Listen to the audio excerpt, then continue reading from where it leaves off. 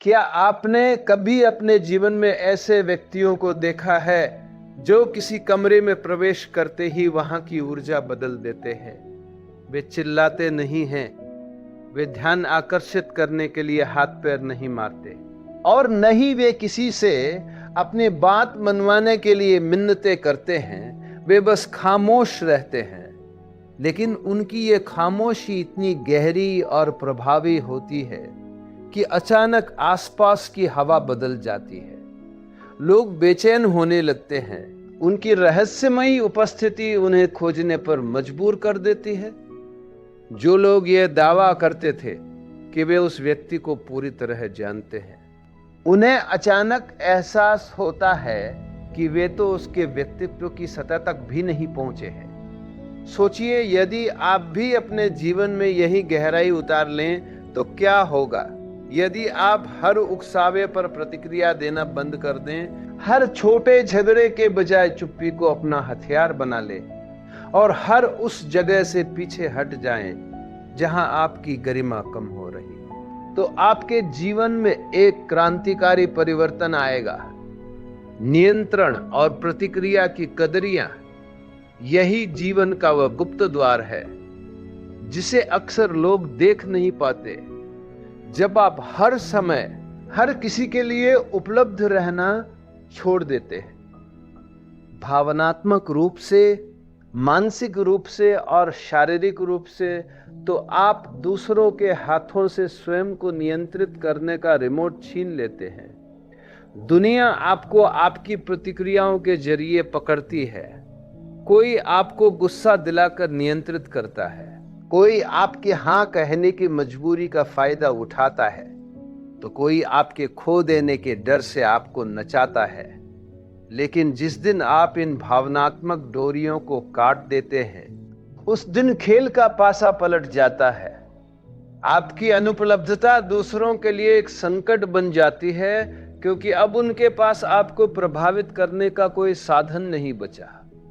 जब आप अचानक उपलब्ध होना बंद कर देते हैं, तो जो लोग गुस्से से तिलमिलाते हैं या आपको उकसाने की कोशिश करते हैं, वे दरअसल अपनी ही असुरक्षा को उजागर कर रहे होते हैं। ऊर्जा का अपव्यय और आत्म पहचान सच्चाई यह है कि अब तक आपने अपने अनमोल जीवन ऊर्जा उन लोगों पर व्यर्थ की है जो इसके हकदार ही नहीं थे।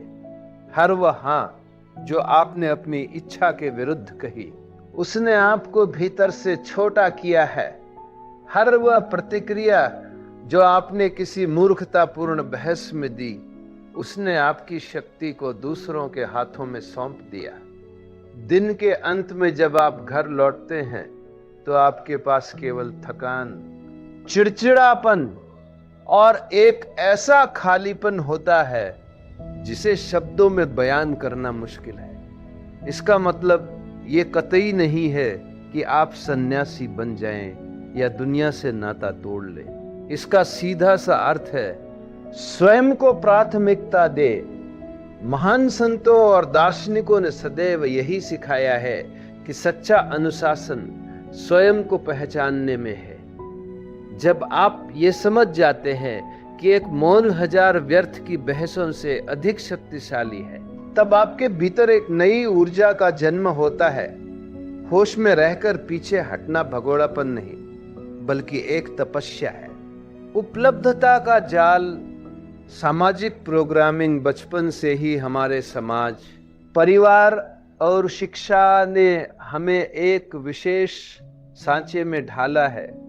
हमें सिखाया गया कि अच्छे बच्चे हमेशा हां बोलते हैं, सबको खुश रखते हैं और तुरंत जवाब देते हैं ताकि कोई नाराज न हो जाए।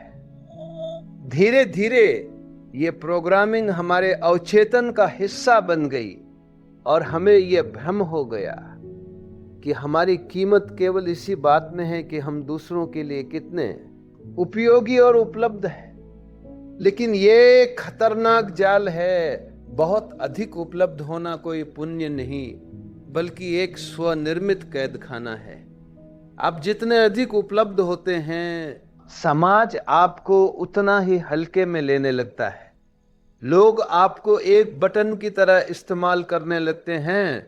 जब उन्हें मनोरंजन चाहिए तो आपको ढूंढ लेते हैं, जब सहारा चाहिए तो आपको याद करते हैं, और जैसे ही उनका उद्देश्य पूरा होता है आपको पुराने सामान की तरह एक तरफ रख देते हैं। कितनी बार आपने केवल इसलिए मुस्कुराया क्योंकि आप ना कहने की हिम्मत नहीं जुटा पाए।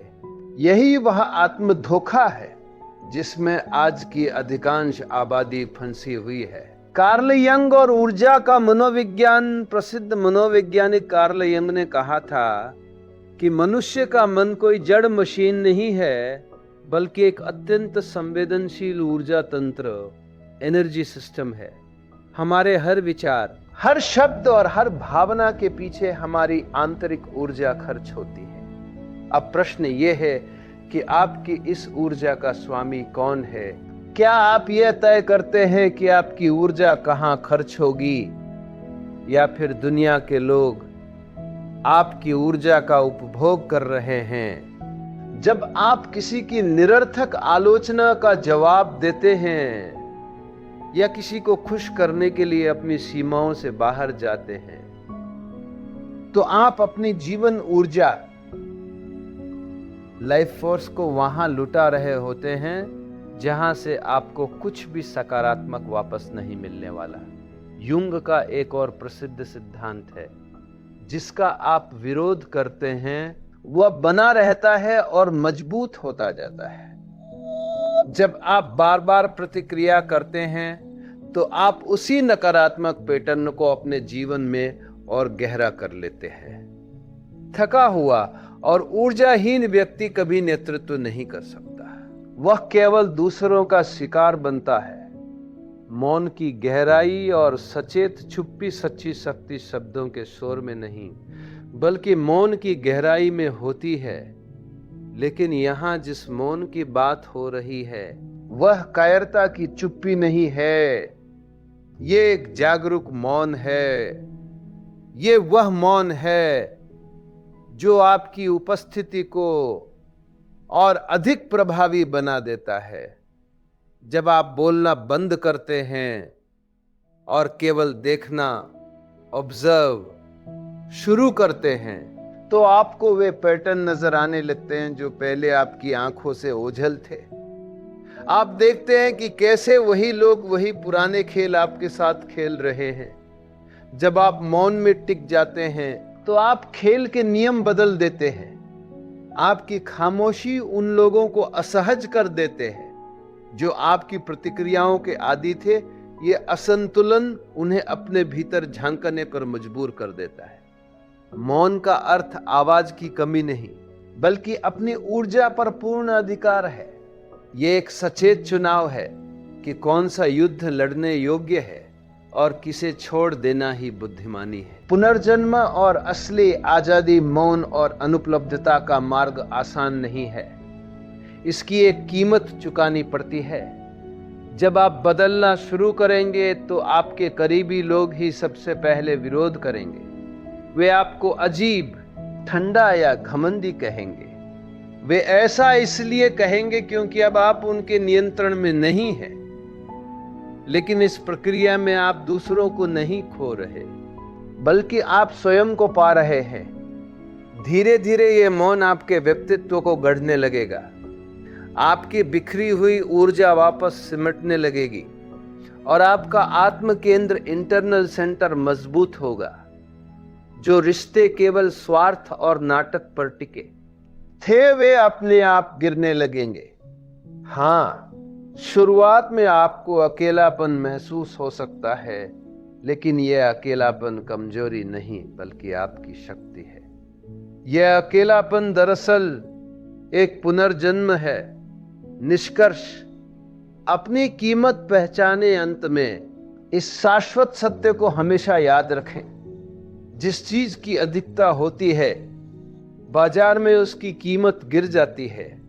जब आप हर किसी के लिए हर समय उपलब्ध रहते हैं तो आप अपनी कीमत स्वयं कम कर देते हैं। लेकिन जब आप मौन चुनते हैं और अपनी उपस्थिति को दुर्लभ बनाते हैं तो आप अनमोल हो जाते हैं। अपनी उपस्थिति को कीमती बनाएं और अपने मौन को एक सम्मानपूर्ण स्थान दें। अपनी ऊर्जा को बचाकर रखें, क्योंकि यही आपकी असली पूंजी है। जब आप स्वयं की कदर करना शुरू करेंगे, तभी यह संसार आपकी कदर करेगा। यही जीवन का सबसे बड़ा अनुशासन है, यही ओशो का दर्शन है, और यही आपकी असली स्वतंत्रता है। अपनी ऊर्जा के स्वामी बने, कठपुतली नहीं।